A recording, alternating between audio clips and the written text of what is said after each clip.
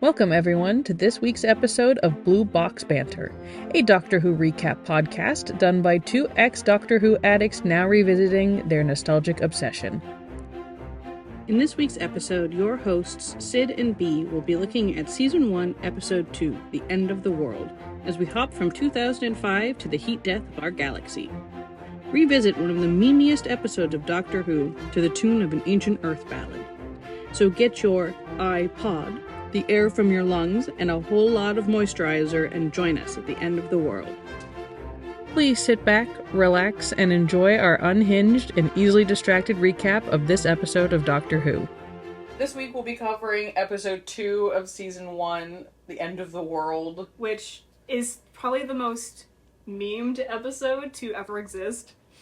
Every single second is just chock full of things.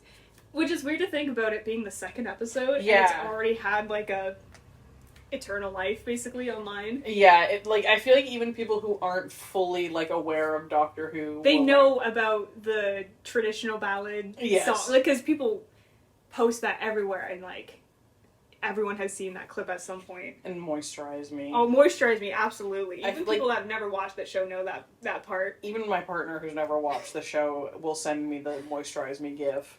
I think, okay, I'm just gonna list every single meme that I wrote down. Oh, I'm so excited. Just really quickly, okay? The repeated meme. It's just hilarious. Is it air from my lungs? Lady Cassandra, just her entire existence. Moisturize Me. Tainted Love playing. Bitchy Trampoline. Bitchy Trampoline. Toxic. Yes. And then, yeah, just her... Cassandra ended up exploding. That is one of the we'll get into it, but this episode is so unhinged. I have so many things to say about Cassandra's death at the end, but we should probably start from the beginning so we don't get as off track as we did last time. Starting from the beginning of the episode, which is Rose's first trip in the TARDIS. Yeah, and the Doctor decides to bring her to the heat death of her planet. Which is a hell of a first date. Was it 5 billion years in the future? And her planet is about to be... Well, Earth is about to be consumed by the sun. Also, can we talk about how it's it's the year 20,000 and Apple 12? Yeah, and you're just what? They were in a silly, goofy mood. And they brought that joke back later. Yeah. There's another one where it's a fruit. Yeah. That apparently is numbers. But I just think that's funny because when I was 8, I watched a Discovery documentary about the Earth being swallowed up by the sun, and it gave me an existential crisis. Yeah. So, can you imagine just bringing your newest friend? You haven't had a friend in probably years. Yeah. Decades. You meet this random 19-year-old girl. I feel like we just need to keep reiterating that Rose is 19. She's 19.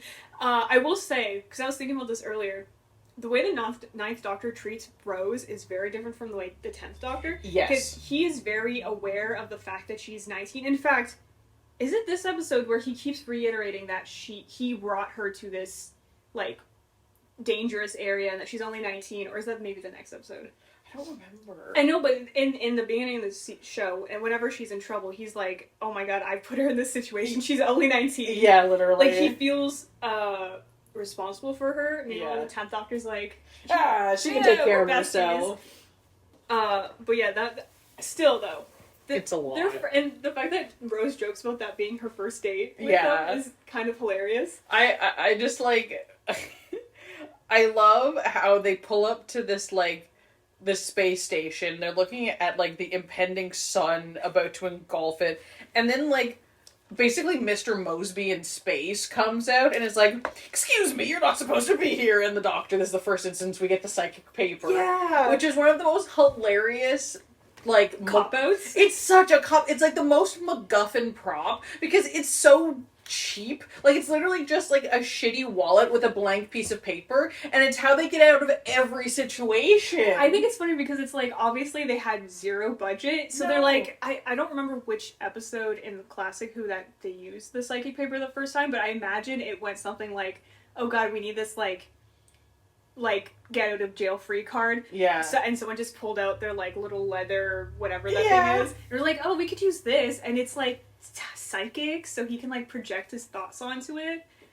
And now here we are, like, God knows how many years later. And I just love how they never, like, they can just use the same one over and over again, because they don't have to Photoshop or, like, edit anything, like, it's just a blank paper. No, because, like, in a better budgeted show, there would be, like, a little graphic where they would zoom in and it'd be like, and then it would show, it's just the paper. And I respect that. The steward's makeup fucking kills me. It's blue grease paint. Yeah. It is from Spirit Halloween, and his, like, contacts.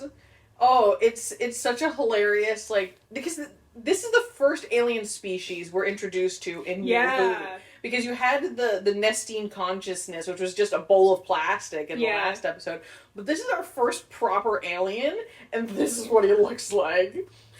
And, the like, comparing that also to the rest of the aliens, like the tree people, with the really so nice, good. like, practical effects and makeup. Why? I remembered this. I had such a crush on the tree lady. I don't know why. I just thought she was so beautiful. I mean, she's very funny. And I like that they kind of gave her this weird, like, Regency dress that's also medieval. Like, it was a sleigh, to say the least. Oh yeah, she has little, like, bows in her hair. Mm-hmm.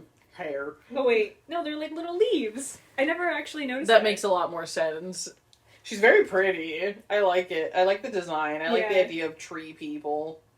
But I like the idea of the tree people that evolved from the trees on Earth. That's not how evolution works. A plant can't evolve into a mammal. But also, apparently, their species gifting is just taking twigs from their relatives. Which is just like me cutting off a piece of my hair and giving it to you. Like, I mean, and they're all like giving presents and stuff, and she's like, here's a clipping of my grandfather. And of course he's like, here's the air for my lungs. And she's like, of course she's a plant, so she's like, oh. Wow. Is that a come-on for trees? Maybe. It's weirdly, like, intimate. And doesn't she say that? Yeah, like, she's how intimate. I'm trying to remember. The next alien, though, when he does that, he's like, oh, I give you bodily fluids, and spits right at Rose, and she's like... I'm trying to remember that alien's name, because I love him. He's such a weird little guy. I'm looking at Was it the little blue dude? Yeah. He's just a guy. He's so weird looking. So this episode was weird. It kind of, like, set the tone of season 1, where it's, like, this kind of melancholy, like, the Doctor's kind of relearning his humanity, but also, like, it's a little silly. Like, this episode is kind of dark, but they undercut it with, like, the toxic and... Yeah. Like... air for my lungs. And this is also our first introduction to the face of Bo. Yeah. Who will become a thing. A thing. Oh my god. But of course, after that we have the repeated meme. What is it? The something of the repeated meme? The occurrence of the repeated meme. That's what it is. Where did they think of that name? That's like, isn't that crazy? Because in the end, he's like, a meme is just an idea. Meanwhile, the concept of a meme didn't exist yet, so I don't think so. Just predicted that. It's so weird. Maybe it's one of those words that got co-opted by the internet. Yeah. Well, this is when Cassandra comes in, and she's wheeled in. Oh, she's the like, bitchy trampoline. Moisturize me, and she mentions being the first or the last pure human. Mm-hmm. There's some interesting commentary. Yeah. There. Well, because she's a white woman. Yes. That has basically tried to... I think a lot of it is also like this idea of preserving pure human. It's fascinating because... So her name's Cassandra O'Brien. That's her name. Of course it is.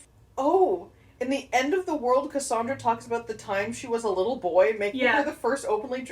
Yeah. What? I missed that line. I mean, she's basically skinned, so she can do whatever she wants to her body. But, like, she makes a joke about that.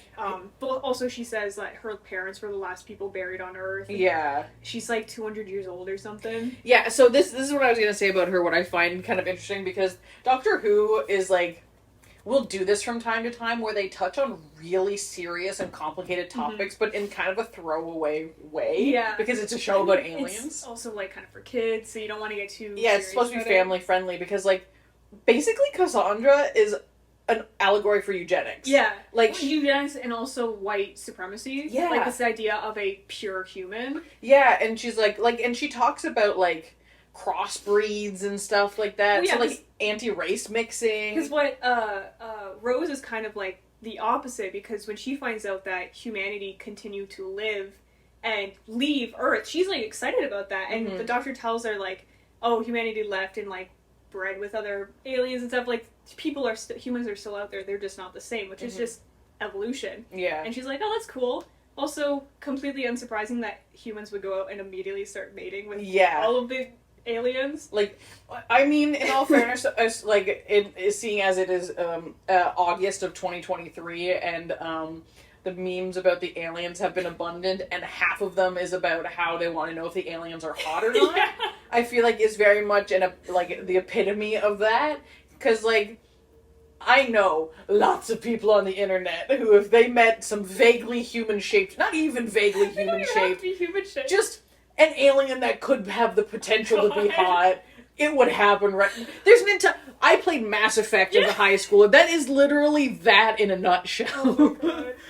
So it's like, there's too many people obsessed with Garrus Vakarian for that to not be a thing. Meanwhile, Cassandra's like the Puritan. Yeah, she's the lame straight people of the future, where it's just like, oh, it has to be a pure human, and that's the only way I'll get with them. And you're like, oh, so you're boring. She's just such an interesting character because she's so goofy, but also like there's this weird underlying evilness to her. They goof her up a bit more in later seasons. Yeah. But like this one's especially, like, she's like fame hungry, and she's vain, and she like even in this episode she talks about like she's going in for another surgery to get her blood like bleached. Yeah, and she makes a comment to Rose about getting work done. And how she has a chin, and that's like a bummer. And the thing that makes me laugh too about Cassandra is when they have the camera zoomed back enough, it's a pretty okay CGI effect. Yeah. But at the end, when they zoom in really close to her face, you're just like, that's just plasticine. That's not anything. Oh my god. It's kind of gross to look at. It's real funny. And just like thinking about the fact that, because like the way that her like stretcher is set up, her brain is in a jar underneath her. But the thing that, and I know this is sci-fi, so this is reading way too much into it. Optical nerves? Sure. Where are her vocal cords? How does she talk? I mean, it's 5 billion years in the future. I know, it's sci-fi and it doesn't make any sense. So, she said that her parents were the last people buried on Earth, but I also think, I'm pretty sure she said she's like 200 or something. Yeah. So, did Earth survive 5 billion years? Because then the doctor kind of alludes that Earth has been dead for a while. Yeah. So, I mean, that's probably just a nitpicky thing, but it's kind of an interesting, like... Like, when did Earth get abandoned properly? Yeah. Yeah.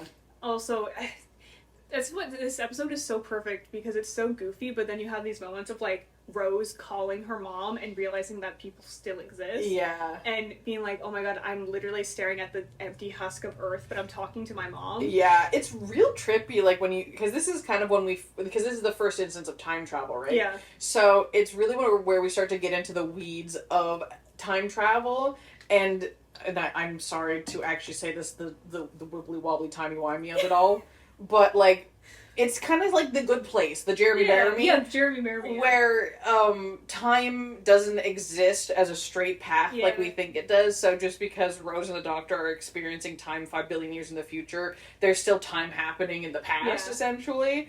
And this is kind of the first, like, instance of that, like, time is weird, get used to it kind of thing. But I can't even imagine, like, I get that kind of existential feeling when I look at... because obviously as a big history buff, like, going to old graveyards. Like, my grandfather is buried in a graveyard where the earliest person we could find, like, the birth, death, they were born in 1776. Oh my god. That's, like, the oldest one we could find. And obviously for Canada, that's, like, really old, right? I went to a graveyard in England when I was a kid, and I don't remember the details, and I wasn't conscious enough to, like, have these thoughts. But, like, looking at that, you're just like, People existed. People exist, like, this is a graveyard that has existed for hundreds of years, and there are people whose families still live in the area who are buried here. Yeah. Like, my papa and my grandpa, their death dates is, like, 2021, I think. Meanwhile, you have ones that it's like, 1815. Yeah. Like, that's insane. It's weird. And I think this episode kind of, it's very melancholy, but also, like, optimistic. That the human race continues, yeah. It's such a Doctor Who thing, like, this weird melancholy of, like, the Earth is dead, but people still get to exist. Yeah. Especially at the end where he brings Rose back to present-day London, well, 2005 London. Yeah. And she looks at everyone walking around and is like, and then she makes a joke about the chip shops having 5 billion years to close. Yeah. And he has that great thing about, like, everything made of concrete and steel, and we think it's gonna last forever, but it's not. There is something comforting in that. Yeah. Because it's kind of like, to me, like, obviously, like, the heat death of the planet is a bit different, but it's like the dinosaurs. Yeah. Like, how, like, obviously I don't think dinosaurs had the brain power to think like this, but, like, you have these creatures that are on the planet that are huge and, like, seem like there's nothing that could take them out. But you can never, the cosmic greatness. Nothing lasts forever. No, it does. And so it's like, and then something new comes along to replace it. It's very, it's very weird to think about. When you're in the present, you get so stuck in the present. Mm-hmm. Which I think Doctor Who kind of shaped my own philosophy of, like, death and stuff in the past, because to me, whenever I think I'm sad about, like, things have passed or whatever, I think about past as, like, a thing that's still happening, which is a very, like, Doctor Who thing, like, knowing that this, me being a kid playing with my Barbies, that's a thing that's always happening in the past. Yeah. And it's kind of comforting, but also knowing that I'll never get to re-experience it, but my 8-year-old self is currently experiencing it in, like, 2007. Yeah, it's kind of that thing where they talk about how technically, scientifically, we are experiencing everything in a few seconds or milliseconds behind because of the way that, like, our synapses in our brain register things. It's a little bit different than when we think it is. Like, because there's actually a great H. Bomber Guy episode where he does something like this, where he's talking about how when he's filming this video, it's like, I don't remember the exact time and date, but we'll say it's like, it's July 3rd at 3 a.m. And he's like, and this version of me in this video will always be trapped at 3 a.m. on July 3rd until the internet is destroyed. There will always be a version of me in this video that is re-experiencing this experience.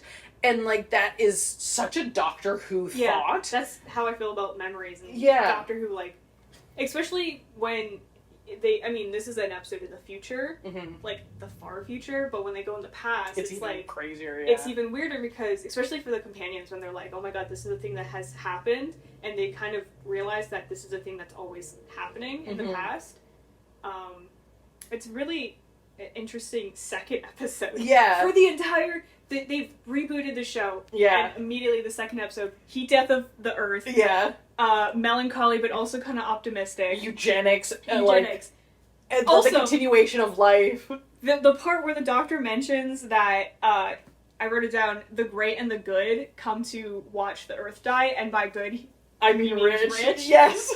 that's even like another commentary. And then you have the plumber who's like, I love the plumber when she's like, you have to give me permission to speak. She's like this worker, like blue collar, literally blue collar because she's blue. She's literally blue. Is that intentional?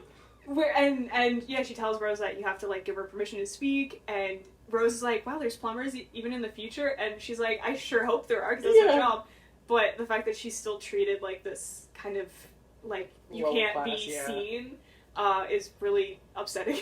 Yeah. But also interesting because now you get to see more of Rose's personality and the way she's empathetic to lower class blue collar workers, even though she's not. This is jumping ahead, but in the next episode she does kind of look down on the servant girl. Right, yes. She respects her, but she does kind of look down on her. Yeah. But she's also a 19-year-old girl. Yeah, so that's the thing, is like, Rose gets a little bit of a pass with stuff because you're like, that's a child. Well, I think she has, like, an idea of, like, the blue collar, like, they're educated worker, like, making their way, but she is a little bit stuck in her, like, mentality. But that was an interesting scene because, like, second episode, even in the first episode, you kind of see her, like, empathy, but in this episode, you can tell that she does not give a shit She's about... a very feeling person. Yeah, she doesn't care about, like, the rich people. She hates Cassandra. Oh, yeah. She calls her a bitchy trampoline. Which is one of the greatest lines in, like, cinematic history, period. So good. I love, too, the fact that we have, like, working class Rose alongside Christopher Eccleston's doctor. Yeah. Because, like, there's, like, I'm sure he didn't have any influence on the writing or anything like that, but like, I really hope. I mean, even his outfit is very, like, because all of the other doctors have very, pretentious looking, and he's got his V-neck and his leather jacket and his jeans. I think he's wearing jeans. And he's got, like, a buzz cut. Yeah, he's very utilitarian. Like, that's a good way to describe him. And then you have, like, Rose, who... She's very, like, she's wearing, like, sweatpants and, like, a sweater. She dresses like the Spice Girls. Yeah. Yeah. Which I think is really funny. She's got this, like, bleach blonde hair and, like, extremely plucked eyebrows. Her eyelashes still kill me. Like, that is such a 2000s mascara. It's so good. I'm like, oh god, I remember that. I want to know how long it took Billie Piper to remove it. At the end of the day, do you think she even tried? Do you think she just would go to bed and add more the next day? Yeah. Oh my god, that would be awful. But yeah, I also love how immediately jealous Rose gets of the tree lady. Oh my god, like, she's, like, straight off the bat. I mean, the doctor is, like, the flirtiest man in the universe, but he's just right off the bat, she's like, ugh. Well, she also calls him her ride, so she's kind of like, I guess I'm stuck here. My favorite is, oh, you and your wife. She's like, they're like, not wife. Girlfriend? No. Concubine. I think she calls her a prostitute. She does. And Rose is like, I'm sitting right here. I don't know why leaping from girlfriend to concubine really made me laugh. That is an insane thing to put in a family TV show. Yes. It's so unhinged. But yes, and then we get the little spider things. Oh my god, yeah, the creepy little... And they killed the poor plumber rest in lady. peace to that plumber lady. What was her name? I don't know. Oh. We should We're know as bad as the doctor. Yeah. It was the adherent of the repeated meme. That's what they were called. Oh yeah. I just read on the Wikipedia page about reviews, someone had noted that the switch at the end of the hallway with the giant fans was contrived and silly. Can we talk about that? Yes, like, I'm sorry to plumber lady. I'll fix this in editing and I'll find out who it is. But I was dying laughing. Because the space station is, like, futuristic, it's kind of silly, but why does it have boat propellers? But why does it have boat propellers in its cooling area, and why are those propellers right above the catwalk to the switch? You would think they would have figured out, like, engineering by then. Here's the two things about that scene that really get me. First of all, if you look at the fans, either way, whichever version of this it is, it's bad. The fans either have rust on them or blood. Oof. And I don't know which one it is, but A, it's the future. Why do you have rusty fans in the bowels of your ship? And two, if it's blood, maybe you should have switched the fans out.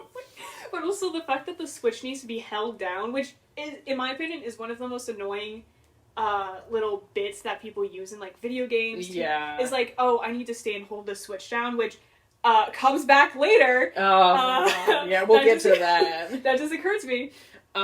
Because it's such a cop-out for, like, an actual tension moment. Like, if it was a, oh, it's broken, I have to hold it down, which is kind of what happens in the episode we're not going to talk about. Yeah.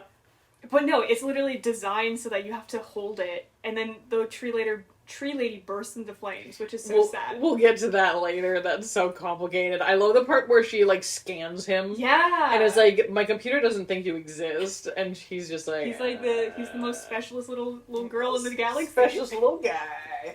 No, I love how she has the, like, vine thing, and she, like, whips the spider down, and she's like, I'm not supposed to show that in public, and I was like, was that your... What was that? What was that? Was that, like, your... What? I don't even want to know. I don't even want to question it, but it's just really funny, and, like, she flirts with him immediately. It's so funny. Good for her. He's also kind of receptive to it. Yeah, he's like... He's kind of into it. I'll get with the tree lady. But they finally, like, confront everybody, and this is one of my favorite scenes. So first, we didn't even talk about the jukebox. Oh my We god. got so distracted talking about time. Okay, So first of all. she gifts an ostrich egg, which she's like, it was said to be 50 feet tall and could blow fire, and you're like, oh wow, ostriches. And then she gives an iPod, which is just a jukebox. Okay, the fact that this episode came out in 2005, Yes. and they're making a joke about an iPod, and people, like, confusing them with jukeboxes is so funny. Because watching it in 2023 is, like, blows your mind, because we don't use iPods anymore. No. It's so funny. And then, of course, we play Tainted Love. It's so good. It's such... and the doctor starts, like, dancing. That He was does that another weird, meme. like, yeah, his, like... Because he's got his arm crossed, and then he does the little dance. The little and you're handshake. like, oh, boy. That's great. Anyway, so they come back and they're like, we found who sabotaged the ship, and the steward's dead, and the plumber's dead because she got like something to death in the vents. So they take the little spider guy and they put it down on the ground, and the doctor's like, go back to your owner, and like kicks its ass, which is really funny. And it goes to the... first it like looks at Cassandra and then runs over to it's the adherent of the repeated meme, I checked. And the doctor is like, oh, I see who he belongs to, and then goes up and it tries to smack him with what is very clearly a prop arm being held by the person in the cloak. And then the doctor grabs it. Thank God it did turn out to be a robot, and rips its arm off. And it's this oversized claw with all of these like rubber hoses. What is with the doctor and disembodying Disarming people? Disarming them, yeah. Yes, literally. And so all of them fall to the ground, and he's like, a repeated meme is just an idea, and that's all you are, an idea. And then he like rips its arm off, and then he's like, okay, now go to your real master, and it goes right to Cassandra, and she's just like, I don't know what you're talking about. And you're just like, sure, Cassandra. And then she has this whole convoluted thing about how she wanted to instigate a hostage situation, and she has stocks in everyone's companies. Oh yeah, that was the plot. So the idea, like as soon as they, she has stocks in all of the competitors. So if they all die, the like cost of the stocks will go up. Can you believe that in 5 billion years, the stocks are like still like the stock market is still like a thing? I hate that. I really would have hoped that in 5 billion years we would have gotten rid of that. We would have figured that out. They can't even figure out air conditioning in a spaceship without putting in giant fans. I hate the fact that in 5 billion years capitalism still reigns supreme over the galaxy. That's so disappointing. But so she has a teleporter, and that's how she's able to get out, because she's disabled the heat shield. So now the like Earth is roasting, and it's gonna roast everybody else too. And it's the Mox of Balhoun. That's what the little blue guy's name is. How did you remember that? I checked it. And he gets roasted because they cut to his chair later, and he's gone. Oh. And so the doctor and the tree lady go downstairs, and the doctor has to do that like jump through the fan thing. Oh my God, yeah. And she has to hold the lever down. Oh. And I don't really understand why she burst into flames. Because it was he's turning on the fans for everywhere else, so now all of the hot air is going to flow through that area, and then... But I don't think hot air can set things on fire. Listen, it was a little bit contrived. It really was. And then there's like this really sad moment where you see her burning to death in the background. Like, she has a full torch back there, and you're like, oh no. She is wood. Literally, but like it's so weird. And then he has to. My favorite part is like, because she's not holding the thing down anymore, the fans are going woof, woof, woof, woof, and he stands there and he does the thing where he like closes his eyes and like time stands still, and he like just steps through it, and you're just like, yeah, sure, okay. He should be cut in half. He really should just bifurcated from like. Would he regenerate if he was cut in half like that? Do you think they would make 2 doctors? That's what I'm saying. Like, Yeah. the worms. Yes. I have no idea. I hope we don't find out. Interesting. And then he like reactivates the heat shields or whatever, and then Meanwhile, Rose Tyler's burning to death. like that was one of my. She's having the worst day. She's really like, this is a terrible time for her. She's locked in this room, and she starts talking to the plant. Yeah, and she's like, I don't know if you can hear me, but my name is Rose. Maybe we're related. I'm also a plant, and like the room she's in is burning, and the sun's just like The part where Rose is banging on the door and he's like the doctor's running by trying to figure out where Rose is, and then he's like, hello, is anyone in there? And she's like, doctor, help me, and he's like, of course it was you. Yeah. So he goes back upstairs, half of the room is dead.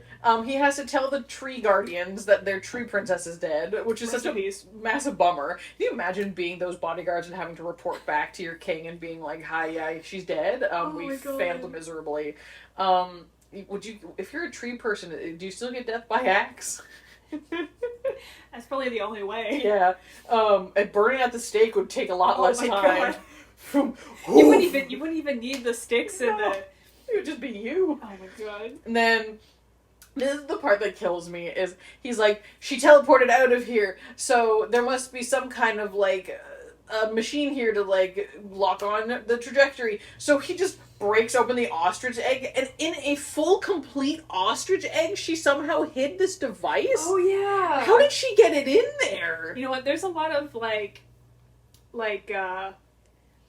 you have to ignore it. Yes, 100%. Which, when I watched it, I didn't notice any of this stuff. Yeah. I just kind of took it at face value, and I was, like, completely fine with the fact that it made no sense. Well, that's the thing, is, like, in the moment, it's fun that it makes no sense, but then, like, when you're supposed to be analyzing it... The only part that I really, even when I was watching it, was the fans. Because that made that's no so sense. Stupid. It's so weird. Like, that looks like something... Sorry. Like, that looks like something that should have been in, like, the Space Titanic from, like, later on. But you're just like, what? Why? Why are there fans? And then... So he recalibrates it, and she's having a conversation about how stupid everyone else is, and you're like, she's been gone for so long at this point. Was she just talking shit for the last, like, 15-20 minutes, getting teleported away? Yeah, she's like, my plan worked, these dummies will never know. Oh, these dumb... And she, like, kept working... I feel like she kept working herself up about it. Like, she'd be like, I'm so smart, and then she would, like, stop talking for a couple seconds, and then be like, and you know what else? Yeah. Like, very that. And then comes my favorite part of this episode, where she starts creaking. Oh, yeah! And it's like... And she's like, moisturize me! Moisturize me! And then she goes, moisturize me! And then, pop! She just explodes. And the CGI is so bad! It's really bad. It looks like a PS2 game. Yeah. Like, her eyeballs and mouth look like they're made of clay. And the little chunks of flesh just kind of... They're just, like... And there's no shading on it either. So it literally looks like a 2D drawing. It's insane. I love how bad the CGI is. And then somehow she survives. We'll get it. That's a whole other can of worms. Oh my god. The part before that, though, when she started to creak, Rose Tyler and the doctor have one of their, like, moments when Rose starts to realize who the doctor is, like, what kind of person he is, because she tells him to take mercy on her, and he says everyone has their time, which makes sense because she's like 200 years old. Like, she is prolonging her life by unnatural means. Like, yes, she's a menace. So I agree that he did not have to help her, but Rose kind of realizes that the doctor isn't this, like, hero. He has, like, a more complex moral compass. Yes, he's here to dole out justice. Meanwhile, Rose is very, like, she's so empathetic to even people that she doesn't like.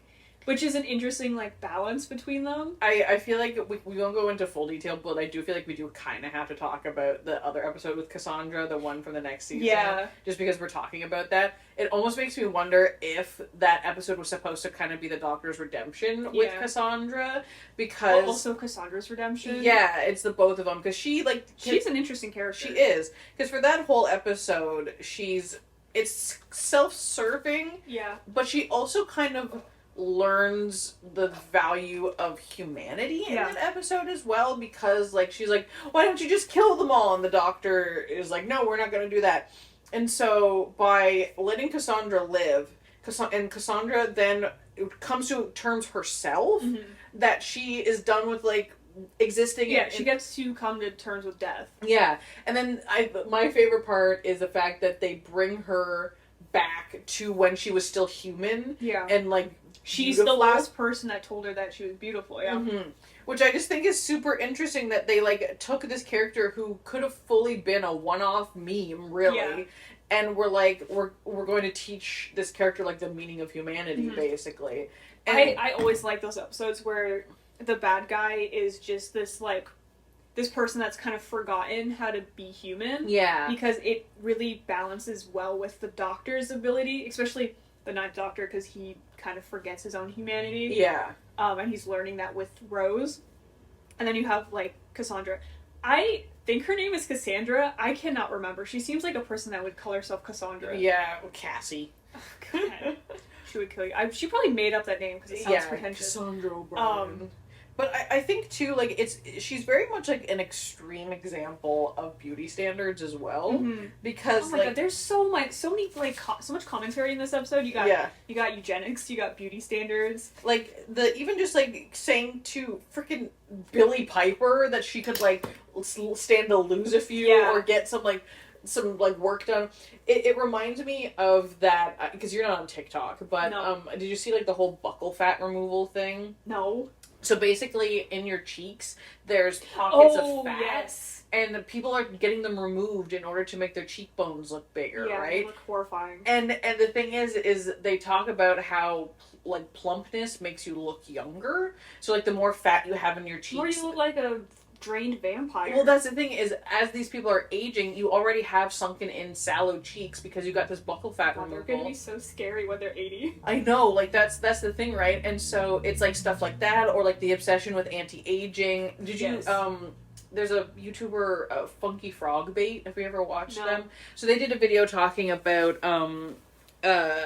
beauty standards and anti-aging specifically on TikTok. And there's this girl on TikTok who, like, I swear is like Cassandra Clare, like Cassandra in the Cassandra Clare, oh my God. The way that I immediately jumped to her, that's so terrible. Anyway. Yeah.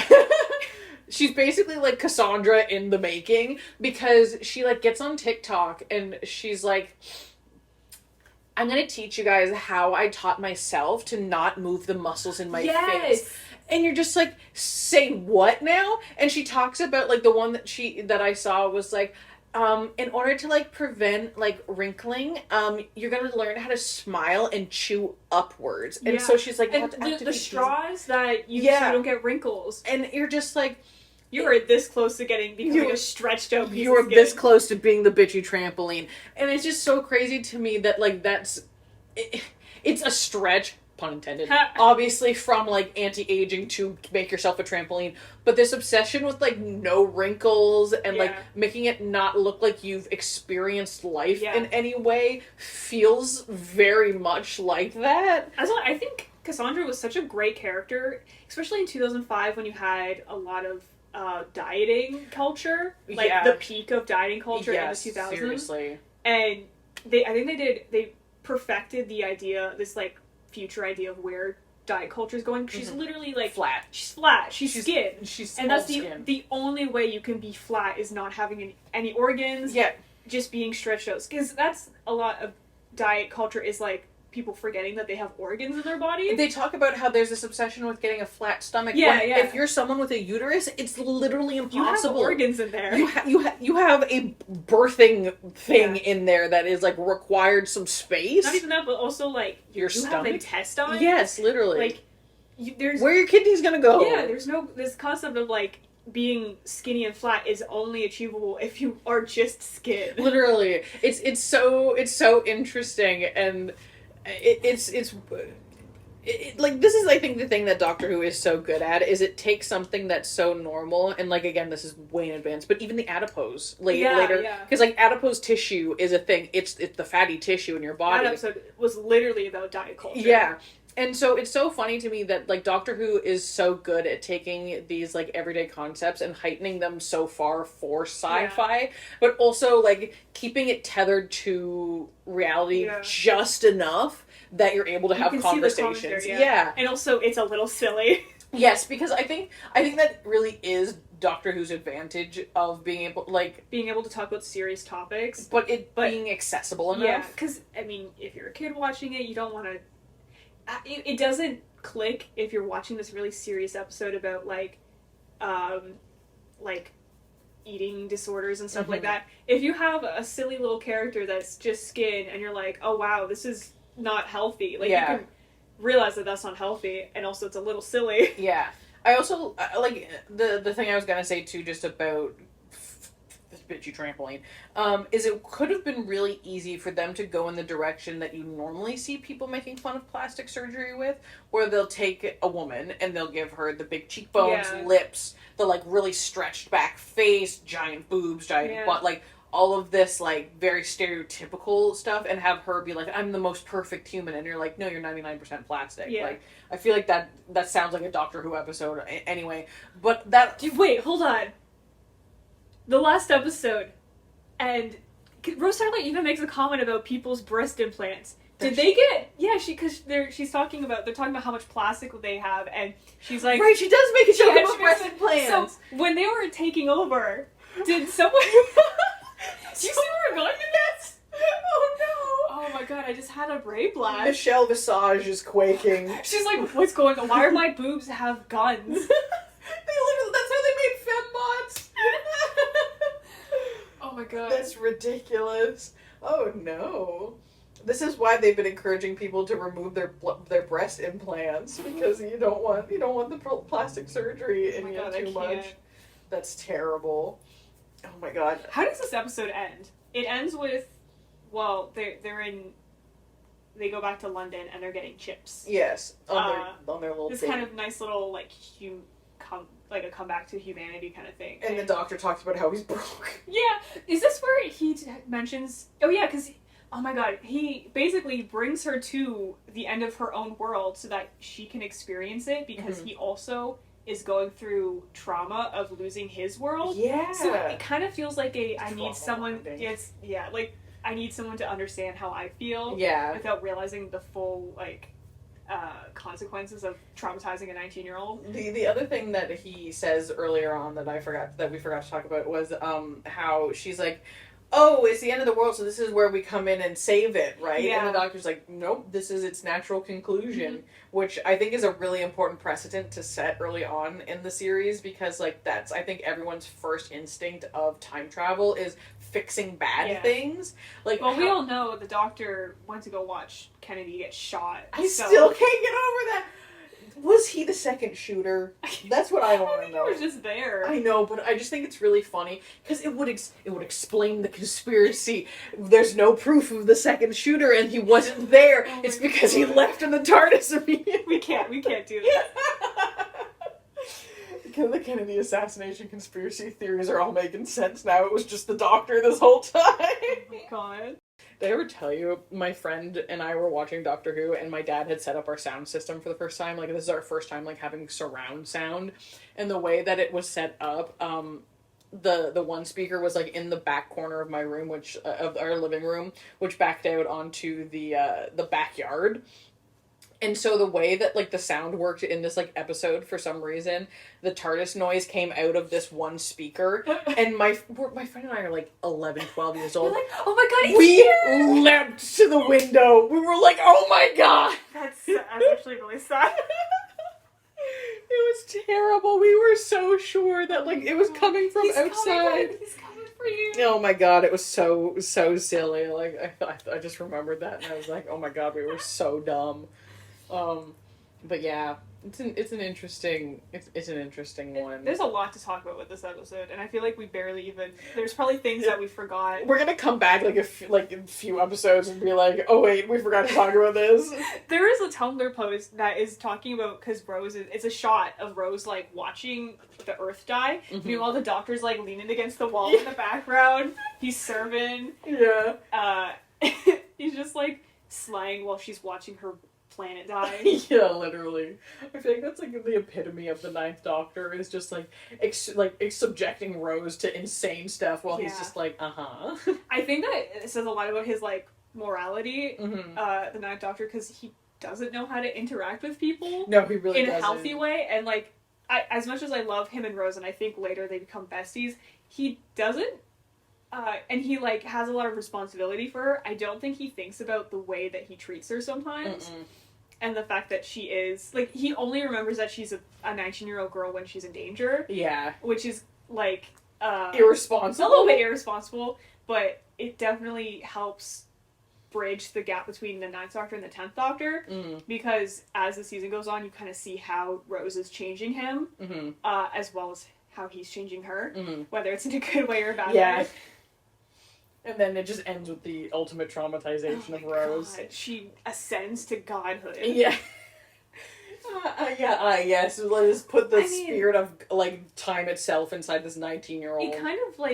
It kind of goes back to, in season 4 when Donna meets Martha for the first time and makes the comment about the Doctor turning his friends into soldiers, which I think is a little bit of a dramatic thing. Yeah. Because Rose very much is still, like, a lower class, like, anti-society. Yeah, like, but she does kind of become anti-authority. Anti-authority. Yeah. She does become this, like, force of nature, which I don't think that's the Doctor's fault. She already was a force of nature, but now she has, like, the means to be. Yeah. But the Doctor should stop traumatizing his besties. He really does. Like, stop bringing them on these adventures. Just, like, pop in for tea. See, the other ones, he can be like, oh, I didn't mean to bring you here. He meant to bring her there. Yeah, seriously. Like, that was a conscious thought that he made. First adventure with my new bestie, bring her to the death of her planet, where a bunch of weirdo rich people are hanging out. It's the autistic Riz. He missed the social cues. He's like, is this a normal way to bond with your friends? By traumatizing them? It's parallel play. Oh my god. He needed someone to understand what it feels like to lose everything. Oh my god. I also love how her souped up phone comes into play, like, later, too. Like, that was, like, he calls it jiggery pokery. I just remembered that. How did I forget that? It's like, what are you doing? And he just says, oh, it's just some jiggery pokery. And she's like, what did you just say? Like, what an old man thing to say. He's so silly goofy. He's so elderly. This is my elderly best friend. We have a little bit of a romantic tension, but we're not going to talk about that. I never know how to feel about yeah. Nine and Rose. I wish, like, things had gone better with Christopher Eccleston. Me too. Because can you imagine him being in the 50s special, or just meeting any other Doctor? He would hate them. He would hate himself. Hate them. Could you imagine Eccleston at 11? Oh my god, he would beat his ass.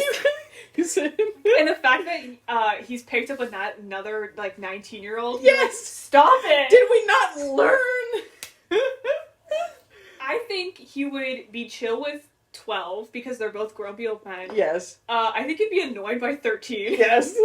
But I think he'd hate 11. How would he feel about 10? I think you'd be jealous. Yeah. But because he gets to have, like, a relationship with Rose. Yeah. And, like, he can probably tell that Rose has changed him for the better. And he's probably a little bit sad about that because he doesn't get to be that person. Yeah. He really would hate 11, though. He would hate him so much. He would hate Mr. Fish Fingers and Custard. Oh my god, his goofy ass. Yeah. Girl dinner. Oh, he's got his little face and his bow tie. Working class 9 versus bourgeoisie 11. Nepo baby 11. Nepo baby 11. Yeah, that's like, I can't think of any, like, visual memes that 9 has. Because, like, 10 has the glasses and, like, the fez and the bow tie. He wasn't around long enough to have, like, I think he's not quirky enough. Yeah. Well, he was interesting as a character, but I think they realized afterwards that they had to quirk it up a bit and have him, like, quirked up white boy with a little bit of swag. Yeah. Yeah. Because I think he was a great character in Doctor Who, but I don't think it would have worked if they kept going. I wish they would have given him one more season. Yeah, I think if they had done one more season, he would have been a little bit more loose. Yes. A little bit more 10th Doctor. I wish there was, like, a season in between, like, 9 regenerating and 10. Yeah. Like, not replace the next season, but, like, just an extra one. I do wish Rose had one more season. It's getting hot in here. I know. We have to turn off the air conditioning to record, and it just gets real spicy. Oof. I can't wait to do this in winter when we instead need to have a blanket on when we do this. We need to get one of those cringy TARDIS blankets that everyone I have had. a TARDIS blanket! You gotta bring it in! I have a TARDIS blanket. I have a TARDIS, TARDIS? I don't know why I said it like that. TARDIS beach towel, and I have a pillow that I've been using as, like, ergonomic kind of pillow. You have to bring those in. It That's has so funny. it's like I heart Doctor, like the TARDIS, but it has 2 hearts. Oh my god, And the I other side- forgot about all of those. I still have it. It was sitting in my basement for years, and I'm like, this is mine now. Psychic damage. I have TARDIS, Doctor Who Yahtzee. It's the little TARDIS that's still on my shelf. We need to take pictures of these and put them on like our social media. The remnants of my Doctor Who phase. Oh my! I can't get rid of them. I never had any Doctor Who memorabilia. I pretty sure I have the 11th Doctor's little sonic screwdriver in my dresser, my drawer somewhere. Oh my god. So I just have a lot of bow ties. Only Doctor Who memorabilia I have is a necklace that's supposed to be the key to the TARDIS. So it has the TARDIS on the end of the key, but then on the flip side it has the Union Jack. I hope you enjoyed this unhinged a little bit. I mean, I think we were a lot more on topic for this episode. We were more on topic, but we still started ranting about eugenics and like beauty standards. Listen, It's at least kind of relevant. Yeah. I think we sounded very intelligent. I hope so. So the next episode is The Unquiet Dead with Charles Dickens. This one's an interesting one. That one is weird. I have a lot of opinions about that one. Okay, good. Well, I'm excited to talk about it. Yes, on the next episode of Blue Box Banter. Look forward to that at some point. Thank you so much for listening. Thank you so much for listening to this week's episode of Blue Box Banter. You can find us on Tumblr, Instagram, and YouTube under the username Blue Box Banter Podcast. New episodes release Friday at 2 p.m. Eastern Standard Time on YouTube, Spotify, and Apple Music. Thanks again for listening, and have a fantastic day.